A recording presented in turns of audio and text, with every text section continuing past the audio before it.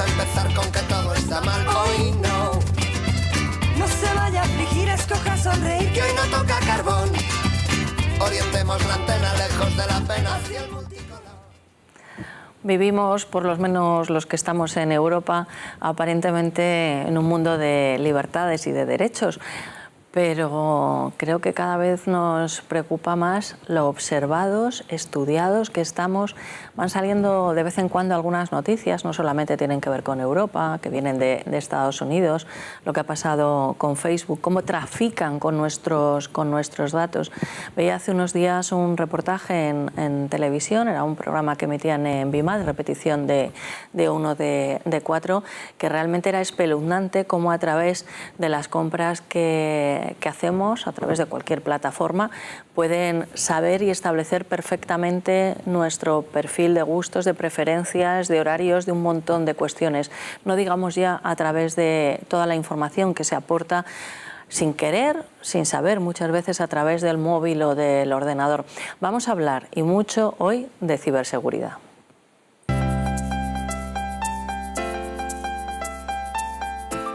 ¿Necesita un buen cuchillo? En Toledo tiene el mejor, de la mano de Artesanía Morales. Artesanía Morales es una empresa especializada en la venta de cuchillos de acero damasco, el mejor acero del mundo. Este acero entronca al mismo tiempo con la tradición de los mejores forjadores y espaderos toledanos. Artesanía Morales recoge el testigo de esos maestros para comercializar unos cuchillos de gran calidad basados en aquellos aceros que dieron prestigio a las espadas toledanas. Su especial técnica en la forja del acero hace de esta cuchillería un producto inmejorable, con un filo casi eterno y una gran dureza y resistencia. A todo esto se une la belleza inimitable de la hoja, conformado por esos dibujos a bandas de trazados sinuosos que realmente son la base de su calidad.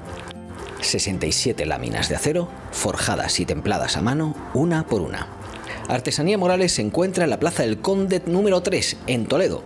Hacen envíos a toda España y a todo el mundo.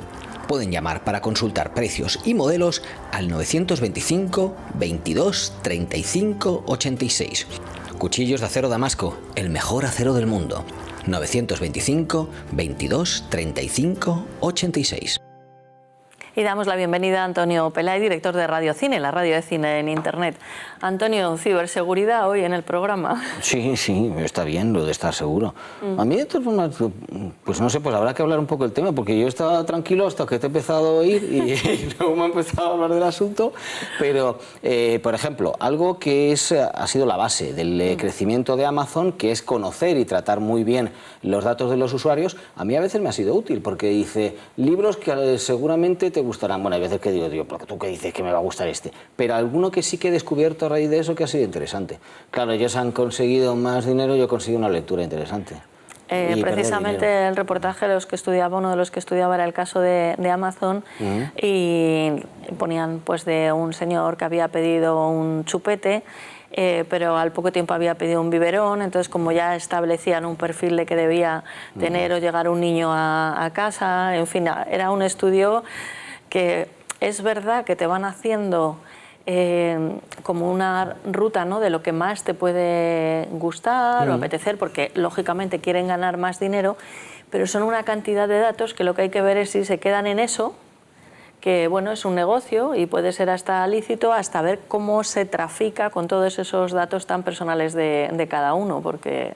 En principio a Amazon no le interesa, hay otros que sí, pero a Amazon no le interesa traficar con ello porque le interesa quedárselos ellos. Y lo que le interesa es quedarse con todo. Sí, pero claro, y si un empleado de los que están ahí, que tienen acceso a los datos, o de repente Amazon cambia de negocio y vende todos tus datos a otros, no sé, yo sé que en eso tenemos un poco de opinión distinta, pero yo me siento muy vulnerable, la verdad. Bueno, vamos a conocer quién nos va a hablar de ciberseguridad precisamente. Pues venga, sí, vamos directamente, porque va a ser Alejandra Frías López, que está aquí con nosotros. Ella es magistrada, ha sido vocal del Consejo Nacional de Ciberseguridad de España, con lo cual sí, más que un poco lo que hablemos nosotros de Amazon, sí que sabe. Y además, pues como tal, ha intervenido en la elaboración y aprobación del Plan Nacional de Ciberseguridad y sus planes derivados, entre los que está ya... Además, también estamos a otro nivel, está ciberdelincuencia y ciberterrorismo, que, bueno, estamos aquí con palabras mayores. Desde luego que sí. Alejandra, bienvenida. Muchísimas gracias, un placer. Bueno, creo que básicamente lo que a nivel de la calle y hasta profesional tenemos un gran desconocimiento de lo que es ciberseguridad. Cuando se dice ciberseguridad, ¿a qué nos deberíamos estar refiriendo? Bueno, pues la verdad que no habíamos hablado de las preguntas, con lo cual tengo que decir que es muy buena pregunta, pero sinceramente, porque una de las cosas que yo suelo decir cuando hablo de esta materia es que no hay todavía un concepto internacionalmente definido de lo que deba entenderse por ciberseguridad. Sí que hay un acuerdo, digamos, entre todos los países que manejan este término, en que comprende a su vez diferentes categorías o tipologías, pues desde el ciberespionaje, que está tan de moda en el ámbito industrial, la ciberguerra, que parece de otro mundo, pero que es donde de verdad se están jugando las batallas hoy en día, el ciberterrorismo y la ciberdelincuencia, que esto es curioso y una peculiaridad española, porque a nivel internacional solamente se habla de cibercrimen. Sin embargo, en España hemos heredado esa diferencia de las estructuras policiales y diferenciamos entre ciberdelincuencia y ciberterrorismo. Bueno, luego se habla de hacktivismo y junto con esas categorías específicas, un montón de conceptos relacionados, como pueda ser el tema de privacidad, el tema de protección de datos, como pueda ser, bueno, nuevos fenómenos que tenemos ya encima, como pueda ser la inteligencia artificial, la robótica, y todo eso forma pues un grupo de temática heterogénea, pero con un hilo conductor común que engloba en general la ciberseguridad. Bien, pues profundizaremos en todos estos datos, seguimos conociendo invitados. Voy a terminar haciendo así, cogiéndote los papeles, ¿no? O sea, uy, ¿cómo estamos? Bueno, pues mira, nuestro próximo invitado es el autor de este libro, con esta portada tan estupenda de un mural de Diego Rivera. El péndulo familiar. El péndulo familiar lo propio, podemos... Porque sí, como un péndulo ha pasado de mi de ti a mis manos aquí. Y es... mira, voy a hacer una cosa que además es... Los espectadores que quieran verlo pues tendrán que comprarse el libro. Es él. ¿A que no parece él? No. Es Juan Patricio Lombera, que en la Feria del Libro ya están diciendo, me ha firmado el libro este señor, pero no sé si es el autor, porque antes tenía un poquito más de barba, pero ahora no la tiene. Bienvenido. Hola, sí, según mi editor, la barba me da más combatividad, ¿no? Pero bueno, pues, me gusta llevarla un rato, quitármela, así pendularmente con mi cuerpo juego también, ¿no? ¿Te hace más irreverente la barba? No, lo que pasa es la pereza de rasurarme todos los días, realmente. ¿Naciste en México? Nací en México, de madre española, y bueno, pues vengo y voy, ¿no? Mi abuela es una saga familiar que relata la historia de México en los últimos 100 años, de México y de España, a través de un personaje que está muy inspirado en mi abuela y su nieto. Entonces la historia del nieto va del presente hacia el pasado. ¿Y tú eres el nieto? Es una suerte de alter ego, la verdad, se ha dicho. O sea, no adelanto mucho, pero aclaro que no me intenté suicidar, porque es el principio de la novela. Sí. Oye, es que llevamos unos libros así. Hace poco hicimos un programa con Tony Antonio, y era un programa de humoristas, pero venía uno a presentar un libro que era autobiográfico y trataba un suicidio. Luego dijo que esa parte no correspondía con él, así que digo, estamos, caray, o sea, eso no va contigo. No, me inspiré un poco en Pink Floyd The Wall, pero realmente no intenté. Lo que pasa es que la historia del nieto va del presente hacia el pasado, entonces por eso también es pendular. Y claro, y es una historia que va de México a España, España a México, o sea que geográficamente también baila mucho. Has trabajado en periódicos, en el ABC, también en radio, en Marbella. Y aquí en Radio Exterior de España, efectivamente, en el ABC, en el suplemento cultural. Y bueno, sí, la verdad es que han sido experiencias muy gratificantes, aunque yo me muevo en otro ámbito profesional, que es el mundo de los salones feriales. Yo soy, comercial, ¿no? De una empresa de decoración. ¿Qué me dices? Sí. Hay que hacer de todo en esta vida. Bueno. ¿Y qué tipo de decoración? No, o sea, yo lo que hago es captar a los clientes y los diseñadores lo que hacen es el espacio, por ejemplo, en Fitur. Un stand, qué sé yo, de turismo de Andalucía. Bueno, he elegido una joya de la corona, vamos a decir algo más modesto. Sí. Pero pues ellos reciben las necesidades del stand, del briefing, y nosotros lo que hacemos pues es un proyecto con un presupuesto, se lo entregamos. Ya si al cliente le gusta, pues entonces tenemos que construirlo. Decoración entonces, por eso decías de ferias, ¿no? Sí, de interiores. Qué bueno, qué bueno. Sí, sí, sí. ¿Y eso te motiva o te da algún argumento para las novelas o no? Bueno, la verdad es que todavía no he escrito nada sobre esa materia, pero creo que sí puede dar para una novela de terror. No, lo digo porque como siempre estamos corriendo con el tiempo, es una marcha, tenemos el minutero aquí, entonces siempre estamos con miedo de no llegar, ¿no? Claro, bueno, eso es muy típico, todo el último momento. No, a ver, cada vez se planifica más, cada vez es más profesional, pero antes, cuando yo empecé en este sector, pues se trabajaba toda la noche, era una práctica muy común. Ya luego se impusieron reglas, horarios más restringidos y se puede trabajar de noche pero pagando cantidades muy elevadas. Entonces ya ahí hay que planificar bien lo que se va a hacer. Bueno, y siempre es verdad que surgen imprevistos y a última hora hay que solucionarlos. Pero claro. Bueno, sobre la preparación es más fácil, desde luego. Efectivamente. Bueno, y ahora vamos con un colaborador fijo y habitual, diría yo que hasta imprescindible en este programa. Sí, además sabes que a mí me gusta presentarle con películas de acción. Él es un hombre moderado, entonces ya dije en un anterior programa, en otro programa, que pues podía él llegar a acabar incluso con las películas de superhéroes, porque así ya no se pegaban entre ellos. Pero otra película que le pegaría sería 300, porque si ya lleva 200 artículos, ¿por qué no va a llevar 300? Ha publicado libros como Luz de Vela, El Club del Conocimiento, La Guerra de los Dioses y El Sistema, y Psicología de Virtudes y Pecados, que es el último que hemos conocido, que bueno, pues la verdad que lo ha presentado también aquí. Abogado, se dedicó también a la mediación, es mediador profesional, y nos va a hablar del mundo del teatro, del cual conoce mucho y bien. De pecados y virtudes en el teatro. Exacto, y es Carlos González Teijón, por supuesto. Muchas virtudes y pocos pecados. Pocos pecados, porque el teatro siempre es bonito y siempre es algo ilusionante para enseñarnos muchas cosas, entonces no tiene pecados, porque incluso cuando vemos desnudos en el teatro o cosas que podían antes ser pecado, ya no se ven como pecado. No, si ahora el pecado es que salgan vestidos. Bueno, tampoco. Bueno, es pecado que salgan vestidos porque a veces salen con ropas muy caras y entonces está un poco ahí cerca, un poco de la avaricia, ¿no? Pero no, tampoco. Pero bueno, es bueno que hables de 300, porque hay que contar a la gente quién fue Leónidas, ¿no? Y lo que hizo Leónidas. Sí. Hombre, para mí Leónidas es una chocolatería estupenda. Claro. Pero bueno. Y frases de Leónidas, ¿no? Pero también Charles de Gaulle era una parada de metro de París, entonces por favor dinos algo de Leónidas. Claro, Leónidas tiene una frase famosa en la historia, que es que el rey Jerjes le dice, pero vamos a ver, si has despedido incluso a un batallón de otra ciudad que había y te has quedado solo con los espartanos, dice, ¿no ves que mis flechas pueden hacer que se cubra el sol y que no veáis el sol si disparamos a la vez? Y le dijo Leónidas, dice, mucho mejor, porque como estamos aquí en Grecia y hace mucho calor, así combatiremos a la sombra.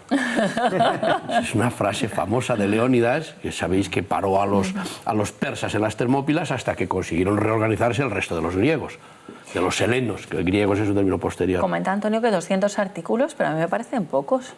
Bueno, 200 artículos de esta segunda fase o de la cuarta fase o... Bueno, pasa que los artículos... Escribes todos los lunes, nos llega... Todos los lunes le envío a La Voz del Tajo desde hace unos 12 años un artículo. Todos los lunes sale todo el año un artículo. La Voz del Tajo es uno de los periódicos que se emite en papel y también en digital, y luego envío a otros lugares en digital.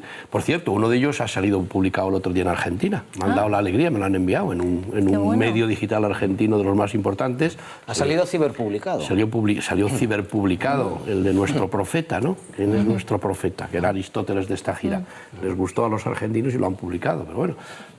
Bueno, son artículos profundos y bien elaborados. Son artículos de folio y cuarto y que tratan de hablar un poco de la vida, cosa que ahora no se lleva, ¿verdad, Alejandra? Se lleva poco hablar de la vida. Muy poco. No reflexionamos. Es que además no nos da tiempo ni de asimilar la información que recibimos. Claro, y vamos, ahí está. Yo trato un poco de elevarme un poco más o de descender en rombo para intentar explicar cosas muy complejas de forma sencilla y luego ya ir a lo complejo. Pero explicar conceptos, pues por ejemplo, como lo del teatro. ¿Qué es el teatro inicialmente? Pues es la única capacidad que nos distingue del resto de los animales, que es la capacidad de representar escenas en nuestra propia cabeza o en la realidad, cosa que los animales no pueden. ¿Y los de Disney? No saben.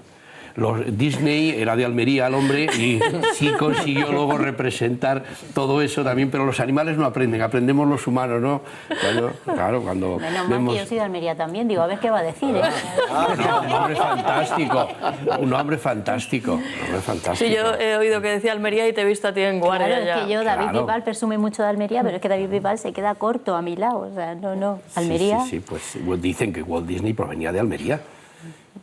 Ha salido publicado. Estas cosas muchas veces, cuando luego profundizas... El problema es que creo que no se va a poder demostrar del todo. Sí que había un documental que hablaba de ello, pero que incluso Disney ya había estado interesado por saber, que bueno, por parte de su madre no se sabía exactamente quién pudiera ser el padre, pero parece que toda la documentación que hay no se puede recuperar.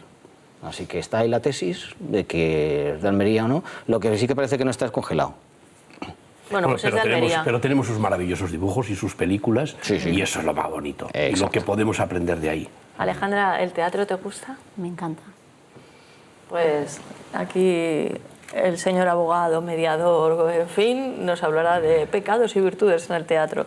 Pero hasta ese momento vamos de celebración al Restaurante Ferreiro, la verdadera cocina asturiana. Restaurante Ferreiro está en Madrid, en la calle Comandante Zorita número 32, o Aviador Zorita número 32. Estamos viendo uno de esos maravillosos platos, Antonio. Sí, ¿esto es la merlucita o...? Sí. ¿no? Esto es lo que tomaba Leónidas para atizar a Jerjes. Y luego Sí. una buena ración de arroz con leche al Hombre, estilo asturiano, que es pura crema. a manotadas los comían, sí.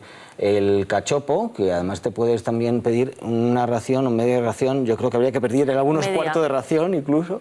Buenas Estupendo. carnes que hacen a la parrilla de carbón. La siempre carne hecha acompañadas. a tu estilo, que a mí me gusta más al punto, pero mira, está así. A mí me gusta un que poquito. esté hecha. Y los frisuelos, Exacto. o filloas en gallego, pero en Asturias nos Rellenos gusta de decir más, crema con más chocolate. frisuelos. Tienen también platos adaptados para personas que tengan intolerancia al gluten, aparcacoches. Eso sí, que se conviene o se recomienda que llamen ustedes para reservar al 91 553 93 42, 91 553 93 42. Y ahora sí que arrancamos el programa y lo hacemos con Santiago Alonso, un gran poeta, gran autor teatral y que rinde homenaje a la poesía en el inicio de nuestro espacio. De Héctor Ochoa, El camino de la vida. Deprisa como el viento va pasando los días y las noches de la infancia. Un ángel nos depara sus cuidados mientras sus manos tejen las distancias. Después llegan los años juveniles, los juegos, los amigos, el colegio. El alma ya define sus perfiles y empieza el corazón de pronto a cultivar un sueño. Y brotan como un manantial las mieles del primer amor. El alma ya quiere volar y vuela tras una ilusión. Y aprendemos que el dolor y la alegría son la esencia permanente de la vida. Y luego, cuando somos dos, en busca de un mismo ideal, formamos un nido de amor, refugio, que se llama hogar. Y empezamos otra etapa del camino. Un hombre, una mujer, unidos por la fe y la esperanza. Los frutos de la unión que Dios bendijo alegran el hogar con su presencia. ¿A quién se quiere más, sino a los hijos? Son la prolongación de la existencia.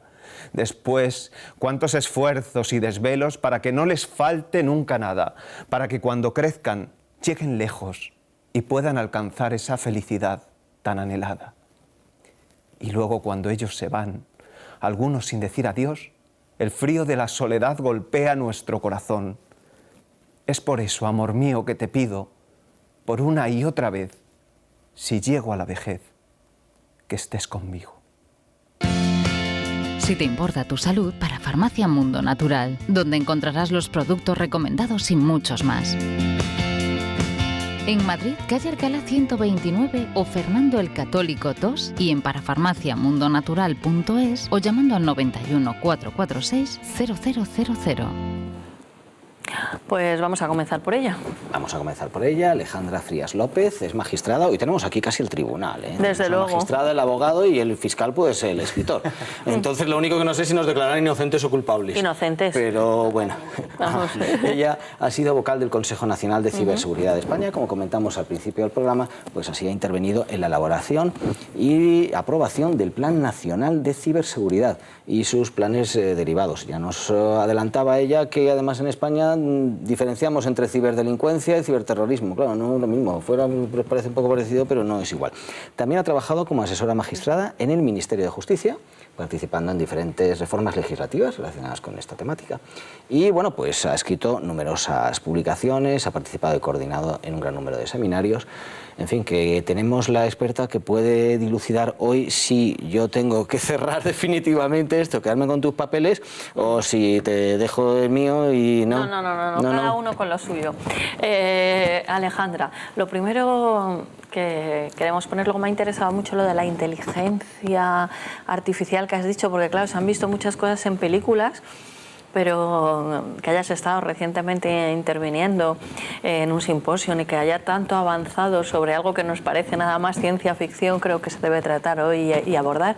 Pero antes, saber cómo estamos en España en cuanto a ciberseguridad, porque en alguna ocasión te escuché comentar que hay algunos avances que se han hecho y que luego pues desde fuera, desde el exterior, nos vienen a contar que se pueden hacer cuando ya los tenemos aquí implementados, ¿no? Sí. Bueno, en este campo pasa lo que nos pasa a los españoles en todos los campos, que es que nos creemos siempre peores de lo que somos. Entonces, muchas veces viene el de fuera a decirnos lo bien que estamos sin que nosotros terminemos de creérnoslo, ¿no? Yo soy de las que defiendo que España es un país líder en ciberseguridad, pero claro, a diferencia de otros países como por ejemplo Gran Bretaña, que empieza su estrategia de ciberseguridad nacional afirmándolo, Gran Bretaña es un país líder en ciberseguridad, pues nosotros no lo decimos de esta manera tan categórica, pero después de casi 5 años trabajando todos estos temas, creo sinceramente que lo somos. Nos falta coordinación. Eso sí que es cierto, ¿eh? O sea, nos falta evitar duplicidades y que muchas de las cosas que se están haciendo se pongan en valor y se coordinen desde una cabeza que le dé unidad, le dé sentido a todos estos avances que estamos teniendo. Pero sí, y un ejemplo muy breve, porque no me quiero extender, por ejemplo, es que la primera directiva comunitaria en materia de ciberseguridad que se aprobó establece una serie de pautas específicas que todos los países tienen que abordar a la hora de redactar su estrategia de ciberseguridad. No todos los países de Europa la tienen, España sí que la tiene. Tiene además una muy reciente del año 2014 y está en tramitación ahora mismo la actualización de esa. Bueno, pues todas las temáticas, todas las áreas que esa directiva trata como elementos esenciales son elementos que ya se han abordado en los planes derivados de ciberseguridad en España, que se redactaron en 2014 y aprobaron en 2015. O sea, que nos puede parecer que no es mucho tiempo, pero sí que es mucho tiempo. En este mundo cibernético, 2-3 años y haber tenido la visión de verlo, pues sí que es importante. Has dicho este mundo cibernético y me vea frenético, ¿no? Porque es de alguna manera... Sí. Alejandra, la inteligencia artificial, ¿en qué punto estamos? A mí este asunto, no sé, a los compañeros de mesa a mí me preocupa un poco, no sé a ti, Carlos. Que nos cuente ya, a ver, ¿dónde estamos ahora? A mí probablemente es lo que más me preocupa de todo esto que estamos viviendo ahora. Hay una frase que yo suelo decir mucho del recientemente fallecido Stephen Hawking, que decía que la inteligencia artificial era sin duda alguna, el invento más revolucionario de la historia de la humanidad, pero que también podía ser el último. Es una frase un poco... Bueno, ahí hay como dos tendencias muy claras. Cualquiera que consulte los medios ve que hay pues quienes defienden que puede ser un riesgo para acabar con la humanidad y los que no ven ese riesgo. Yo no me posiciono, simplemente creo que va a generar importantes ventajas, y ahora voy a contaros algunos ejemplos, pero también tiene importantes riesgos. Para saber un poco de qué estamos hablando, qué es la inteligencia artificial, bueno, pues la inteligencia artificial es una inteligencia, y perdón por la redundancia, que permite por su solo aprendizaje tomar decisiones de manera totalmente autónoma. Y ese aprendizaje a su vez puede ser diferente, puede aprender de la experiencia humana, que era lo que se venía ensayando hasta hace muy poco, hasta el año pasado probablemente, y el año pasado se ha dado un salto cualitativo muy importante en el que bueno, la inteligencia artificial empieza a aprender de cero, sin tener en cuenta la experiencia humana. Y eso, bueno, pues va a abrir campos enormes de conocimiento, porque en aquellos elementos en los que la inteligencia humana no ha llegado, por ejemplo, hablaban localizar fuentes nuevas de energía, nuevos materiales, bueno, cosas en las que el hombre no ha llegado, pues la máquina de cero, sin necesidad de tener una experiencia previa, puede llegar a dar soluciones, y además en un tiempo récord, pero récord absoluto. El ejemplo más claro de esta nueva forma de aprendizaje de inteligencia artificial lo han hecho en China, también no podemos perder de vista a China, que además tiene una estrategia específica de inteligencia artificial y ha dicho que para 2030 quiere ser líder mundial en inteligencia artificial, precisamente con un juego, bueno, un programa de inteligencia artificial que se llama AlphaGo 0. Y en las primeras versiones este AlphaGo aprendía con el método que os he comentado primero, aprendía sobre partidas que jugaban seres humanos, y viendo las partidas iba mejorando y aprendiendo a jugar. Pero ahora la última versión de este juego de inteligencia artificial, de este programa, se le ha dejado totalmente de cero. Se le han enseñado al programa solamente las reglas, y con las reglas ha empezado a jugar solo a través solamente de ensayo, error, error, ensayo. Bueno, acierto, error. En 70 horas había conseguido una capacidad sobrehumana de dominio de este juego. Ha ganado 100-0 las partidas al campeón mundial de Go, que yo no conozco el juego, pero bueno, tiene más de 2000 años de antigüedad en China, y no solamente es un juego de cálculo, sino que requiere, según dicen los expertos, además capacidades de intuición, es decir, algo que va más allá de lo que es el cálculo matemático. Que en principio no relacionas con un ordenador o con una máquina, sino que lo tienes como algo humano, ¿no? Efectivamente. Entonces, bueno, pues en este mundo, ¿cuál es el riesgo? Pues los expertos en inteligencia artificial, y esto es algo muy gráfico para quien no tiene contacto con esta materia, dice que pueden diferenciarse 3 fases en la inteligencia artificial. Una fase en la que la máquina juega contigo y está entrenada para hacer tareas concretas, que está plenamente implementada desde hace mucho tiempo, que es la máquina que juega con nosotros al ajedrez. Sí. Una inteligencia artificial de grado medio, que sería prácticamente la fase en la que estamos, que es una inteligencia artificial con un coeficiente, una capacidad intelectual equivalente a la de un ser humano. Y luego una tercera fase que los expertos creen que en unos 20 años puede estar plenamente implementada, que es aquella en la que la inteligencia artificial supera muy por encima al ser humano. ¿Qué problema tiene esto? Y es un problema que se ha dado ya el año pasado, en el verano de 2017, pues que va a llegar un momento en que la comunicación entre las máquinas no vamos a poder comprenderla los seres humanos. El ejemplo que puede darse a fecha de hoy, y lo cuentan de manera muy gráfica los expertos en inteligencia artificial, es que mientras nosotros estamos aquí debatiendo, podría haber una gallina aquí mirándonos que tiene su propio lenguaje y que se comunica mirándonos, pero que obviamente no entiende lo que nosotros estamos diciendo. Pues en la tercera fase de la inteligencia artificial, la gallina será el ser humano que mirará cómo las máquinas se comunican entre sí sin ser capaz de entender el ser humano lo que están comunicando. Y cierro esta pregunta simplemente con comentaros que esto se ha dado ya. Un caso que se produjo el verano pasado en una universidad de Estados Unidos, tuvieron que desconectar, apagar un programa de inteligencia artificial porque inventó su propio lenguaje, su propio idioma. Estando programada para desarrollar una tarea concreta, de repente los científicos vieron que empezaba a hablar la máquina con un lenguaje que no entendían, porque era un inglés distorsionado, estaba programado para hablar en inglés, y repetía continuamente determinantes y pronombres, pero con una, bueno, pues parecía que no tenía sentido, pero los científicos se dieron cuenta de que tenía muchísimo sentido. O sea, la máquina había inventado su propio lenguaje para conseguir lo que estaba buscando en el menor tiempo posible y de la manera más eficiente posible. Bueno, lo que estoy diciendo, la comunicación entre las máquinas llegará a un momento en el que no seamos capaces de aprenderla. La decisión que tomaron fue apagar el sistema de inteligencia artificial.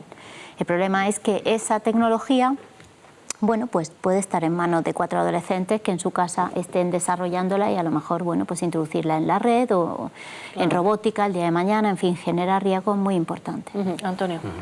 De todas formas, entiendo que el riesgo en estos casos es el de perder el control. Entonces, la ventaja que podemos tener es ser conscientes más o menos de los riesgos que existían. Y yo me remito a algo que creo que se está utilizando y no sé si habrá a nivel mundial. Asimov, ya en su momento, cuando hizo todos los relatos de los robots, tenía las 3 leyes de la robótica, ¿no? Que más o menos garantizaban que los robots no pudieran dar problemas hasta que él inventaba relatos en que salían esos problemas. ¿Va a haber unas leyes universales que, pues bueno, la primera de ellos era que no podían dañar a ningún ser humano y demás, ya veíamos que todo eso se podía ir dañando? ¿Va a haber unas leyes universales de inteligencia artificial? ¿Va a haber unas leyes que a lo mejor tengamos solamente en la Unión Europea, que luego los chinos tengan otras y luego en Estados Unidos tengan otras? ¿Hay algún proceso para que se pueda garantizar eso? Bueno, pues me encanta la pregunta, me encanta, porque yo defiendo que el gran reto de la sociedad en la que vivimos es de verdad alcanzar el equilibrio regulatorio entre el mundo físico y el mundo cibernético. Entonces, con la inteligencia artificial ya se está viendo el riesgo enorme que genera y sí que se están dando pasos. Hay países, Corea, China, Estados Unidos, así que recuerde en una primera barrida, que están ya trabajando en empezar a desarrollar su propia normativa. No hay nada aprobado. En Europa, ¿qué hemos hecho? En Europa nos estamos dando cuenta también y, de hecho, el Parlamento Europeo publicó el año pasado, en 2017, unas primeras conclusiones en las que le pedía a la Comisión Europea que, por favor, empezase a regular ya la regulación normativa de la inteligencia artificial. Y uno de los motivos que daba era este que comentas tú. O sea, decía, Europa, primero, puede ser y debe ser líder mundial en valores éticos, en valores de respeto de derechos humanos, en todo este nuevo campo que se está desarrollando, pero sobre todo por un motivo puramente, digamos, práctico, y es que el primero que empiece a regular todos estos temas tendrá la ventaja de que no tendrá que acomodarse a la regulación que le venga de otros países de fuera de la Unión Europea que sean líderes en estas nuevas tecnologías. Y en esa resolución del Parlamento Europeo se citan las leyes de Asimov, claro, pero son absolutamente insuficientes. Son un primer paso, además, de cara a la responsabilidad civil por los robots, porque ya tenemos que con programas de inteligencia artificial, dentro de nada vamos a tener robots que nos van a hacer diagnósticos médicos, que nos van a hacer intervenciones quirúrgicas, no dirigidos por humanos, sino de manera autónoma. Entonces, ¿quién responde ante deficiencia? Bueno, decían, bueno, pues es que la Comunidad Europea la Unión Europea tiene normas sobre productos defectuosos. Oiga, esto es como yo, al hilo de precisamente ese comentario, comentaba que a principios del siglo XX un tribunal de Georgia dictó una sentencia en la que decía que los coches, si bien no podían considerarse seres malévolos, como no tenían regulación, había que aplicarles la regulación que entonces estaba vigente en Estados Unidos sobre animales exóticos. Madre mía. Entonces, estamos en ese momento en el que hay ese debate jurídico, ético, social sobre esto es bueno o es malo y cómo se regula. Si es bueno, vamos para adelante, pero hay que empezar a regular todo esto y cuanto antes mejor, por supuesto. Animales exóticos a los coches. Carlos, ¿algún comentario para Alejandra?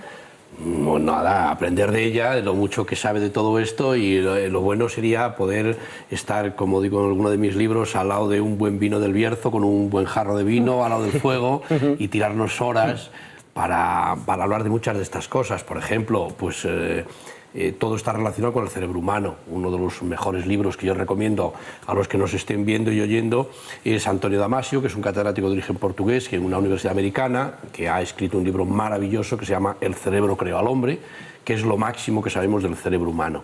El problema es que aún a día de hoy, debo usar palabras de mediador para ser respetuoso, el desarrollo de la mente humana en general es un poco más allá de una persona de 13 o 14 años, porque vivimos aún en mundos infantiles y en mundos cósmicos, ¿no? O sea, vas ahora a mucha gente hoy en España, incluso 70 diputados, que les dices, bueno, iba a venir un partido político y lo va a organizar todo muy bien y todo va a ser fantástico y maravilloso. Y se lo creen, y además lo venden cada día, y la gente se lo cree. O otros que dicen, no, aquí no importa nada, un día nos moriremos y allí todo será maravilloso y feliz y no importa lo que aquí hagas. Y la gente se lo cree, y toda su vida está en ese mundo infantil. Entonces, todo lo que dice Alejandra es cierto, pero primero tenemos que desarrollar un poco más la mente humana, comprender un poco más los conflictos de la vida. O sea, yo me encuentro cada día como mediador que explico los conflictos de la vida y la gente me mira como la gallina. ¿Y eso de los conflictos de la vida qué es? ¿No? Bueno, pues mira, es que vida y conflicto es lo mismo. Y toda la vida son conflictos, que además siempre son... En el público entiende por conflicto siempre los puñetazos o los disparos. No, el conflicto está el conflicto larvado y luego cuando hay puñetazos es el conflicto manifiesto. Conflicto larvado, pues el que hay entre los padres y los hijos. Conflicto larvado, el que hay entre los matrimonios. Conflicto larvado, el que hay entre los magistrados y las personas a las que tienen que juzgar. Conflicto larvado, el que hay entre los administradores y los administrados. Porque uno quiere una cosa y el otro quiere otra. Y todo eso, cuando yo lo expongo como mediador, la gente me mira diciendo, bueno, ¿qué lenguaje? He inventado un lenguaje nuevo. Entonces, cuando todo eso se desarrolle bastante más, pues comprenderemos que en la inteligencia artificial, si una máquina la tenemos aislada, lo que no puede es comprar un cable de telefónica, enchufarse a la luz y lanzarse a comunicarse con otras máquinas. Lo hará si nosotros le permitimos que se comunique y le permitimos que tenga... Claro, no va a hacer nada porque no tiene corazón. La máquina tiene muchísima cabeza, mucho mejor que la nuestra, pero nunca podrá tener corazón. ¿Qué es tener corazón? Tener deseos. La máquina no puede tener deseos. Ay, no sé, yo he visto una película de unos... Yo Robot era, además, sí. que termina enamorándose. O Terminator, sí. Claro, sí, claro. O sea, claro. es que ese es el tema. Bueno, en esto yo creo que hay que ser muy básico, recuperar principios básicos del derecho, de la filosofía, de la ética, y empezar desde atrás. Y además con unas reglas generales que puedan perdurar en el tiempo. Otro ejemplo, a mí me gusta mucho el paralelismo con todo el mundo del automóvil, porque es como muy simétrico con todo lo que estamos viviendo con la revolución digital. Entonces, yo, por ejemplo, cuento que cuando en Detroit, que era la capital automovilística a principios del siglo pasado, empezó a desarrollarse todo este mundo del automóvil, pues había un canadiense, un señor James Cousins, creo que se llamaba, que dejó su cargo de directivo en Ford y fue elegido alcalde de Detroit. Bueno, y fue un visionario total, porque él dijo, mire usted, esto de que los vehículos puedan circular por cualquier sitio, los peatones también por cualquier sitio, porque el sistema de responsabilidad inicial solo recae en el conductor. Al peatón, hiciera lo que hiciese, no se le atribuía nunca responsabilidad. Entonces este señor, ahí hace 100 años, sí, 100 años literalmente, pues inventó unas zonas específicas por las que debían circular los coches, las calzadas, unas zonas específicas por las que tenían que andar los peatones, las aceras, unas zonas específicas y limitadas para cruzar las calles, las aceras. Y ya el colmo fue cuando inventó, y tuvo además huelgas y todo, porque dejó sin trabajo a muchos policías, porque quienes regulaban el tráfico de los vehículos eran policías. E inventó, bueno, pues el semáforo únicamente para aquellos casos en los que los policías no pudiesen regular.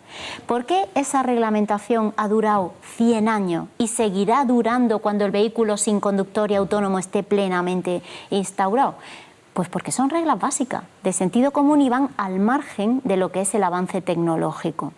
Eso es lo que yo creo que hay que hacer también con todos estos temas. Hay que regular la base, y la tecnología llevará su ritmo y su avance, pero la reglamentación tiene que ser muy lógica, muy de principios comunes. Sí, interesantísimo. Alejandra Frías López, con nosotros hoy, hablando de inteligencia emocional artificial. Tendrás que venir más veces, porque al respecto de la ciberseguridad, de la robótica, es sumamente interesante, pero sobre todo de alguien que conoce y que está al tanto de lo que sucede hoy en día, y es un tema, ¿verdad? Parece ciencia ficción. Quiero comprárselo al 100%, te lo compro al 100%. Yo te compro lo del Bierzo, lo del vino del Bierzo, ya te lo he comprado. Procuro ponerle ahora una cereza del Bierzo, que todo el mundo cree que es una guinda, una cereza del Bierzo. Mira, en el libro que cita Antonio de Ludevela, yo lo que hago para explicar muchos problemas complejos es utilizar el tráfico que tú acabas de utilizar ahora. Por eso te lo compro al 100%. Pero como magistrada y buena estudiante del derecho me entenderás perfectamente. El problema está en que toda la regulación de tráfico es técnica. Se puede saber más o menos a qué velocidad un vehículo puede impactar, a qué velocidad arrolla a las personas, a qué velocidad lo controlamos, a qué velocidad no lo controlamos. El día que al resto del derecho le apliquemos esos criterios técnicos, la vida para nosotros cambiará por completo, porque basta con que alguien llegue y diga, no, es que mis creencias me dicen que el coche a 120 va bien, y automáticamente hacemos una ley diciendo que el coche a 120 va bien. ¿Basado en qué? En las creencias de los individuos, que son absolutamente tonterías. Pero estamos aún en ese mundo. Por eso le pongo esa cereza. El día que, por ejemplo, la legislación sexual, hagamos la técnica, hagamos estudios técnicos y demás. No. Está basado en creencias, está basado en apriorismos, está basado en libros. No, es que como Carlos Marx en El Capital dice esto, pues automáticamente yo creo en eso.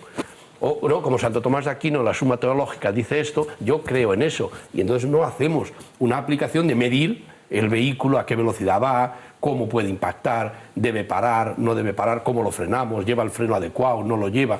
Y eso es algo medible y contable. Pero nos negamos aún en nuestra mente a querer ir a un mundo donde midamos las cosas. Bueno, pues lo que sí que vamos a hacer ahora es medir la recomendación de Parafarmacia Mundo Natural.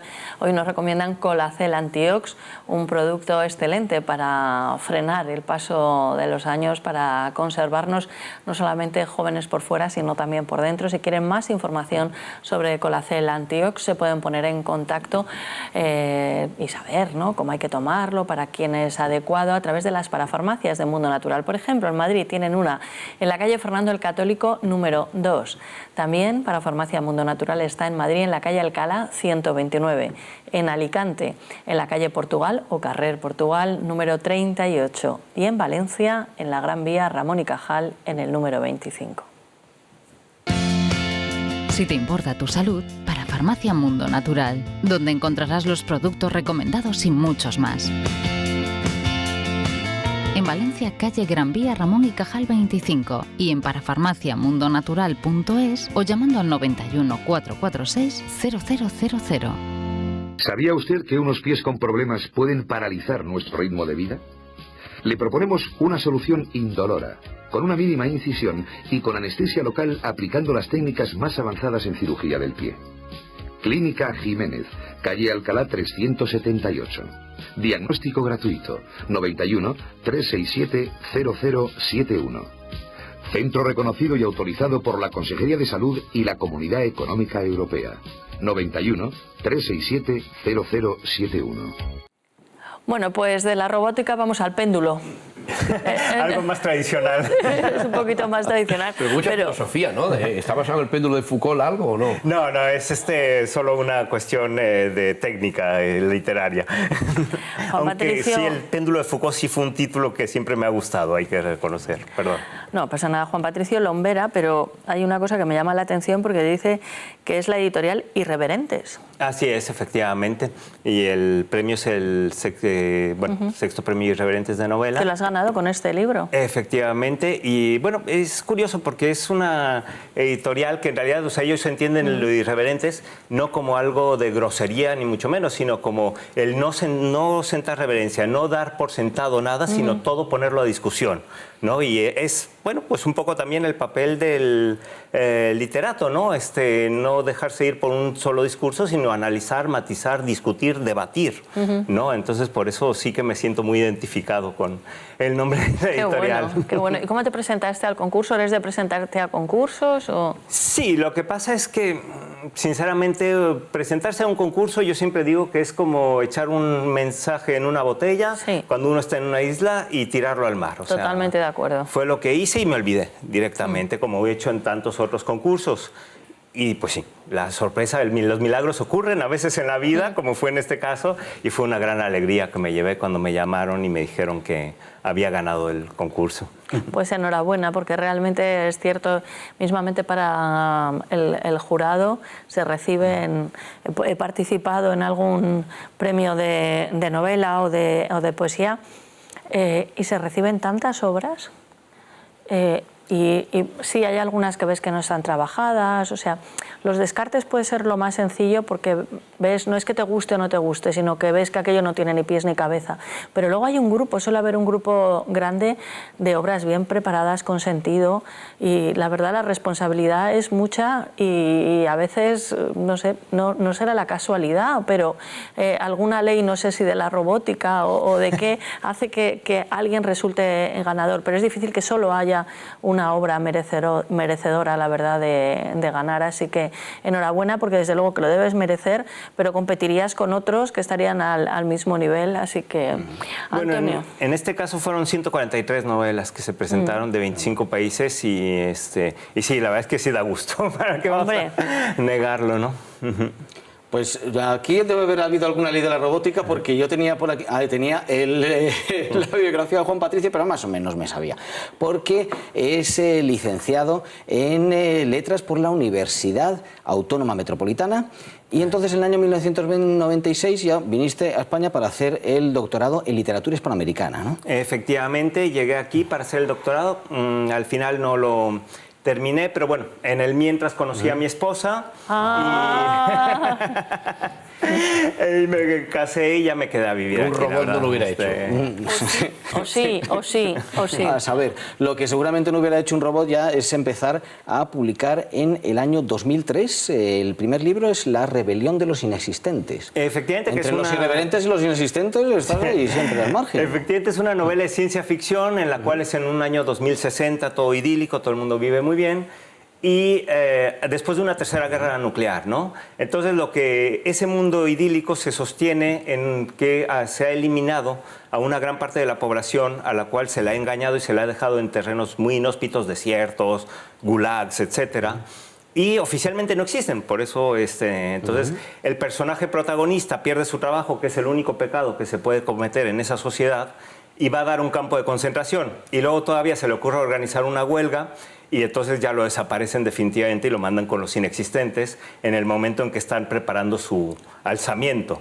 Caramba, qué interesante. Bueno, hay muchos más datos. Habías comentado tú, María José, también pues el paso por el mundo del periodismo, el máster de periodismo ABC, por ejemplo, en la Universidad Complutense, también el trabajo en Radio Televisión Marbella, pero a mí hay una cosa que me gusta mucho, que es que me gustaría que además nos explicaras la dedicatoria a mi abuela, quien me contó gran parte de esta novela en las orillas, ya adelantaste al principio, pero en las orillas de la laguna de Tequesquitengo, mientras veíamos el atardecer. ¿Cómo es esa laguna de Tequesquitengo? Bueno, Tequesquitengo es una laguna artificial, porque realmente era una presa que fue en la Revolución Mexicana, se destruyó al paso de las fuerzas revolucionarias.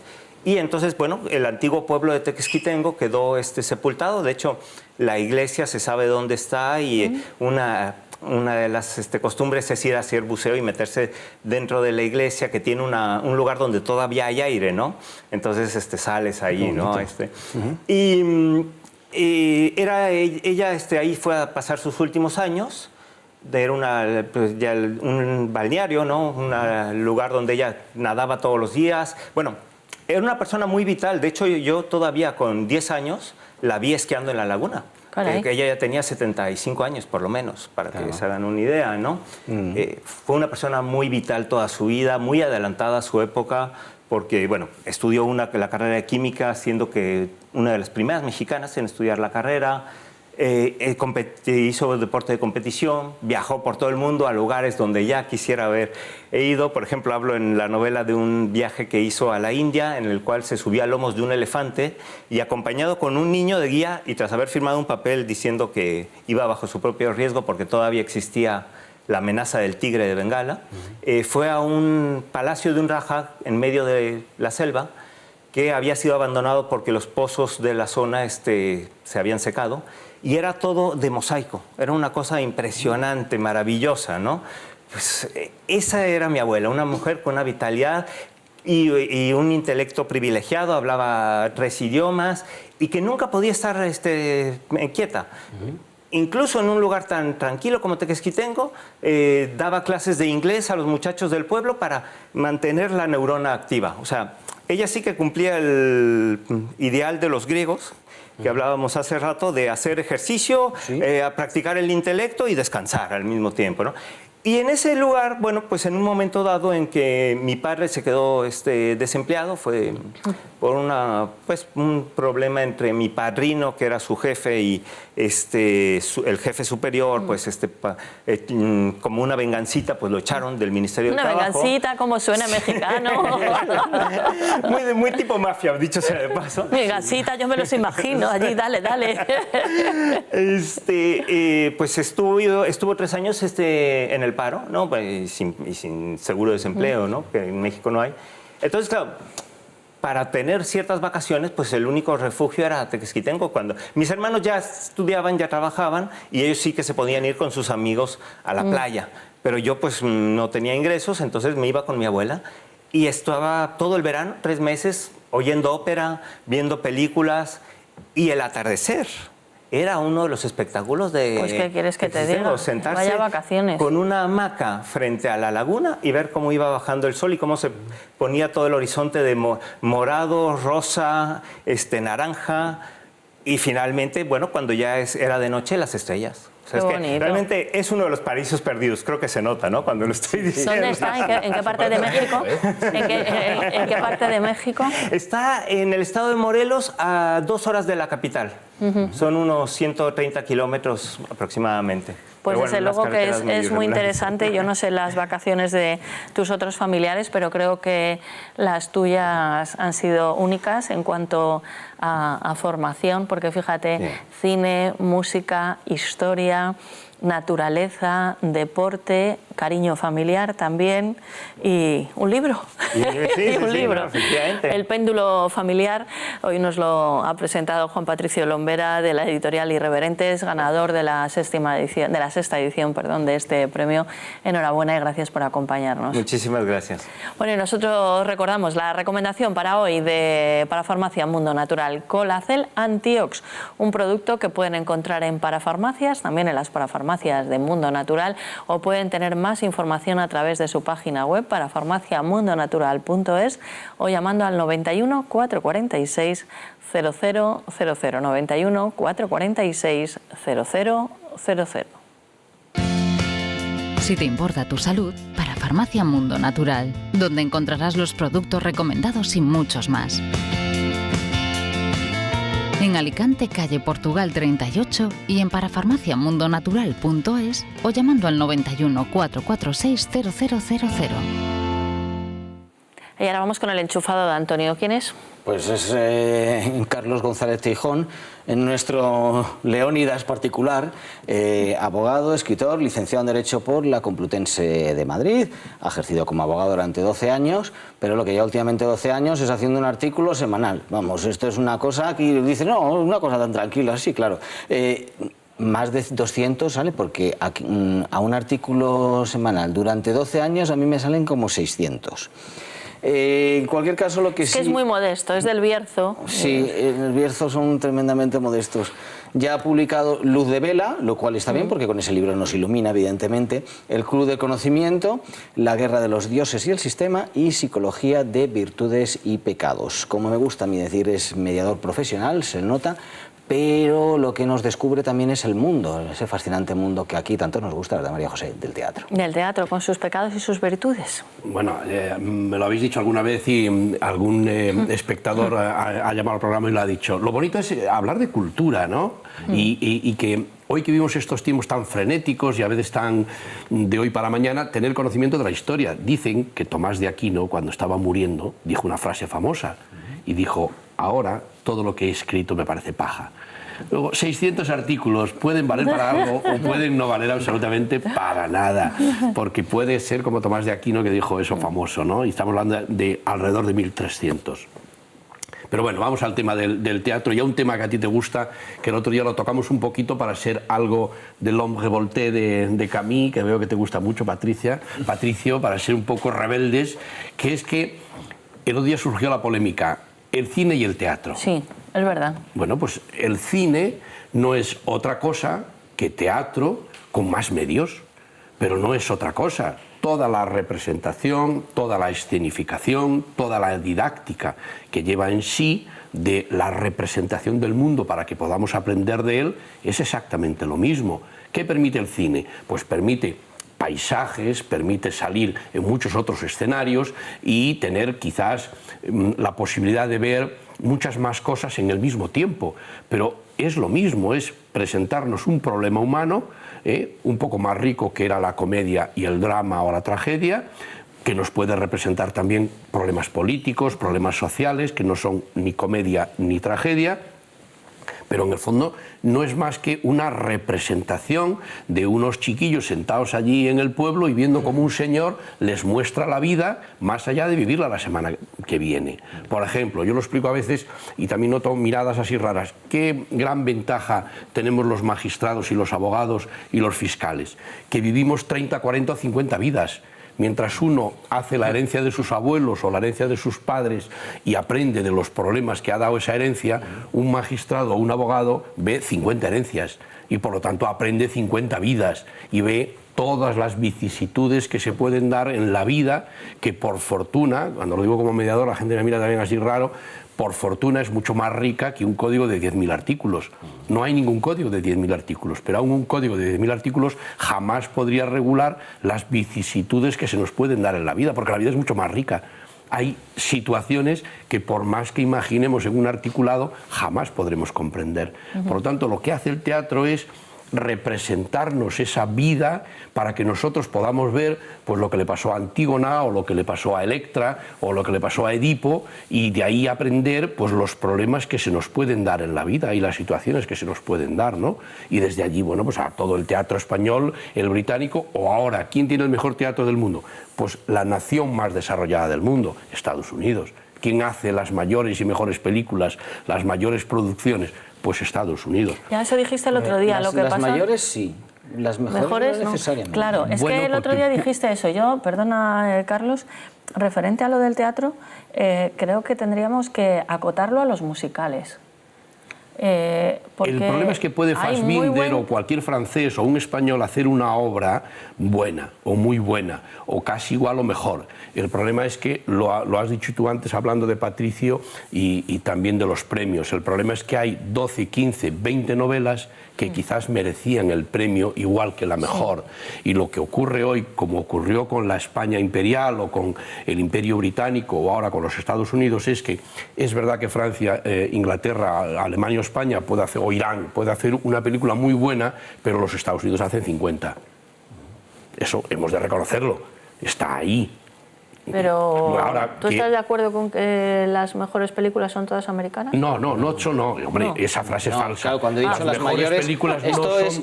Fíjate que yo soy muy... Claro. Estoy manipulando. Claro, Las mejores películas no son todas americanas. Ni el porque- mejor teatro tampoco. Ni el mejor teatro tampoco, porque puede haber una película argentina maravillosa, es obvio. pero Ahora, sí el que tiene más Y repercusión. francesas. claro, y más obras que pueden estar a la altura de esa famosa ¿Y qué le pasa a los Argentina. chinos con el cine entonces? Porque en el cine y en el teatro es totalmente Pues distinto. los claro. chinos lo que tienen es un gran retraso, es decir, los chinos, el otro día hablaba con dos chinos y les hacía una pregunta.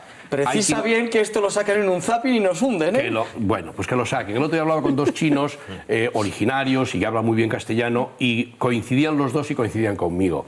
Se teme mucho a China actualmente. El problema es que ellos coincidieron en que si analizamos la historia de China, China tiene también sus problemas. Uno de los grandes problemas que tiene es el amor al lujo y otro de los grandes problemas que tiene es el amor a la familia. Por lo tanto, en el momento en que los chinos sean medianamente ricos, van a empezar automáticamente la decadencia, como lo empezamos los españoles, los ingleses y ahora los americanos. Tenemos Es que... decir, mientras son pobres, pues Sí. lógicamente todos muy unidos y a luchar, pero en el momento en que hay dinero, todo eso desaparece. Y lo tienen. Bueno, tenemos que terminar, no es censura, seguiremos hablando. Esto está muy interesante, este debate, ¿eh? De Lo haremos. teatro, cine... Y que nos puedan ver y opinar también. Por supuesto que sí. Bueno, muchísimas gracias a Alejandra, a Juan Patricio. Nos alegra conocerte, a Carlos. Y tenemos que finalizar, Antonio. Pues finalizamos con este recorrido que hemos hecho por el mundo de la ciberseguridad. Vamos a dejarlo todo seguro. Evidentemente hay muchas amenazas, pero está el reto que podemos tener de ser los primeros que llegan ahí y de poner las prevenciones. El que fue el primero en escuchar esos relatos a la luz del atardecer de Quezquitengo fue Juan Patricio, y nos lo ha contado y nos lo cuenta en el péndulo familiar, eso sí, novelado. Y quien nos muestra el camino hacia el teatro, hacia lo que nos puede trascender el teatro siempre es nuestro Carlos González Tijón. Ahora bien, no solamente el teatro, el cine es como teatro, sino que en el cine también es muy importante lo que tenemos en la televisión, que podemos hablar muy, muy, muy cerca de nuestros espectadores. Hay que ver, ¿eh? Hay que ver. Bueno, nosotros nos vamos deseándoles a todos ustedes que sean malos, pero que sean muy, pero que muy malos, porque dicen los que entienden de esto que es divertidísimo. Adiós.